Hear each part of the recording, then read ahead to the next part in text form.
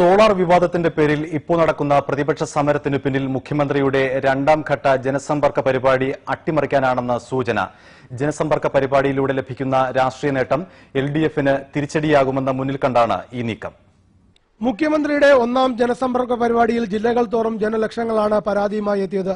പ്രതിപക്ഷം ഉൾപ്പെടെയുള്ളവർ ഇതിൽ പങ്കെടുത്തെങ്കിലും രാഷ്ട്രീയ നേട്ടം പ്രധാനമായും ഉമ്മൻചാണ്ടിക്കാണ് ലഭിച്ചത്.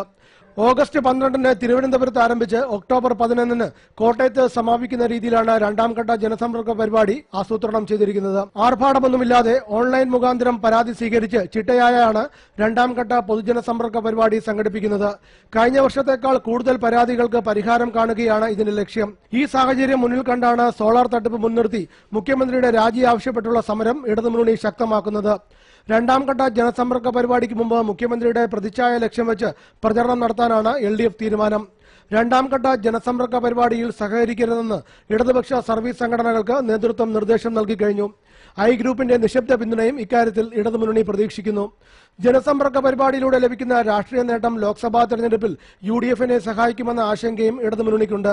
സർക്കാരിനെതിരെ അനിശ്ചിതകാല സമരം ഉൾപ്പെടെ സംഘടിപ്പിച്ച് ജനസമ്പർക്ക പരിപാടിയിൽ പരമാവധി പങ്കാളിത്തം കുറയ്ക്കണമെന്നാണ് എൽഡിഎഫിന്റെ തീരുമാനം. രണ്ടാം ഘട്ട ജനസമ്പർക്ക പരിപാടി നടന്നാൽ സോളാർ തട്ടിപ്പ് വിവാദം സൃഷ്ടിച്ച പ്രതിസന്ധി മറികടക്കാൻ ഉമ്മൻചാണ്ടിക്ക് കഴിയുമെന്നാണ് ഇടതുമുന്നണിയുടെ കണക്കുകൂട്ടൽ.